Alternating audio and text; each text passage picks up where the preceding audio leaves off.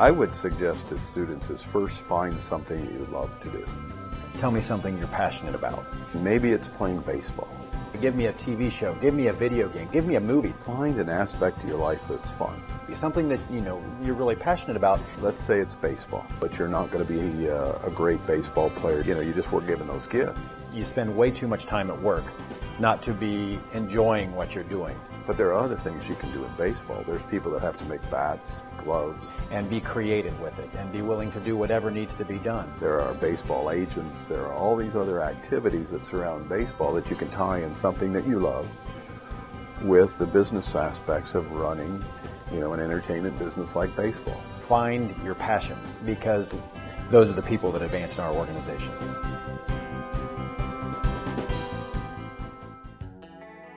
I've heard it countless times. That generation has this entitlement thinking that they're just going to automatically go into these high-paying jobs and that they should. I really don't agree with that. I don't think kids are misinformed about salaries or where they're going to start. An entry-level position obviously doesn't start with a huge title, a huge salary in a corner office. They know that. I think that generation and generations before it and coming in will certainly want to be successful. Who doesn't? But I do think where they're misinformed is the fact that work can be as much fun as non-work. I would encourage those individuals, take a look at an organization's track record. The job is not just that time in between weekends where you get to have fun. If you found a good employee to hire, associate to hire, guess what they're doing? They're interviewing you. I think somehow in our mentalities, work has become that negative connotation. And to me, it's your chance to go out and make a name for yourself. You shouldn't come across as what can you do for me? But in your private, quiet research, that's exactly what you want to do, is find out what those opportunities may be and what their attitudes are towards your development. It's that chance to go out and be different, that chance to be something that everybody else isn't, and to see how you can be successful with that. If I get somebody that wants to run through the wall for this company and say, well, Bruce, I really don't know a darn thing about your industry, but I like your customer service philosophy, I love Honda, or I love this, or I love that, and I just really want to get on the team, even though I don't know a darn thing. I'm telling you, I'm a good learner, and I'm committed, and I just want to be successful, okay? I have to tell you, that's kind of the person I'm looking for. I'm like, come on, let's go.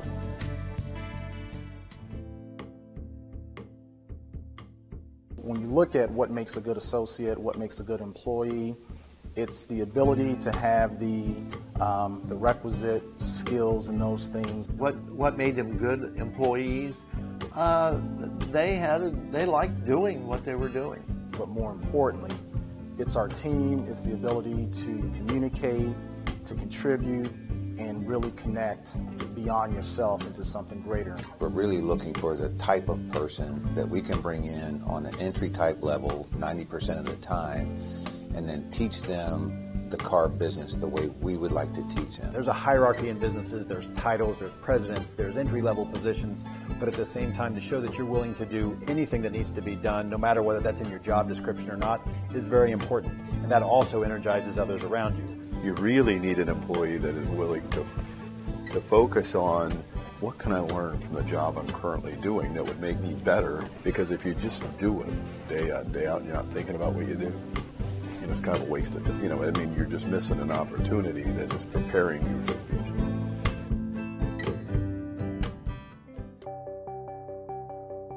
I think as an employer, I want to respect everybody. Respect to me means that irregardless of what preconceived notions, what you may have been told, what you may have thought about. Entry-level positions are very, very important to us. They touch customers on a daily basis.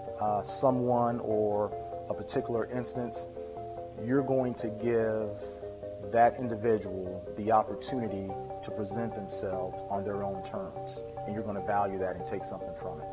So I hope it's a two-way street. We're respecting the staff. We want them to provide them with every tool and resource that they need to perform their jobs well, but then we need 100% from them. I think it starts at the top, and I think it comes that companies are successful because of their employees.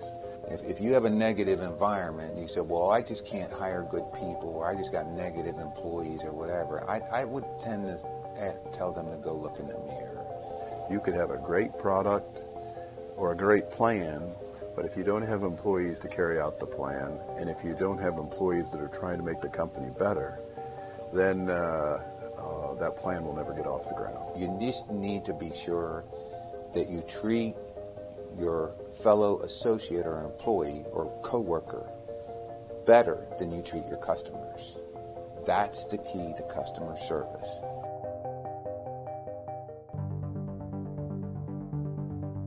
As I look at our successful employees, what are the characteristics that they have?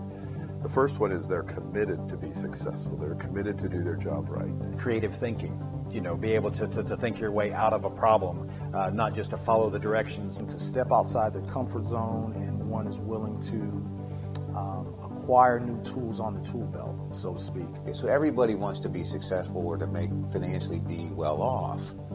That's kind of common with all of us. My really successful employees is they're proud of the work they do, they have pride in themselves, and they want to do that to the very best of their capabilities. And some of those people are not the most talented. I think there's a certain segment of the world that gets that if I just simply commit myself to the dreams I have in front of me and work with an organization that believes that we can accomplish anything by working together, then that's who we're looking for.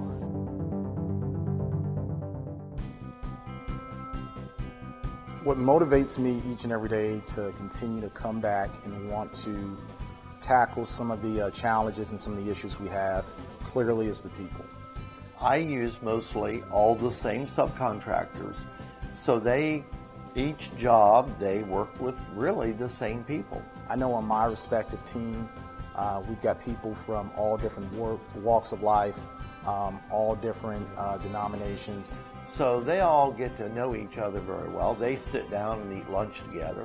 And I think for me, it's the ability to interact with them and see perspectives, but have those perspectives and those values applied in different situations. So I think that's what makes it. But I think as much as anything, it's really the job satisfaction of seeing what you do. The things that motivate me is creativity. Creating something that doesn't exist, doing something different than everyone else does. I treat it as a game. It's something where, can you win the game at the end of the day? And that means, have you been successful? Have you been able to differentiate yourself from everybody else that's going into the job market? So tie your passion, with something that you love. Go find your thing. If you're not working at something where you're enjoying it right now, we all know we need to make a living, but at the same time, keep looking for the thing that you have fun at. An organization that allows you to have fun doing it, that's when you'll know you've found your job.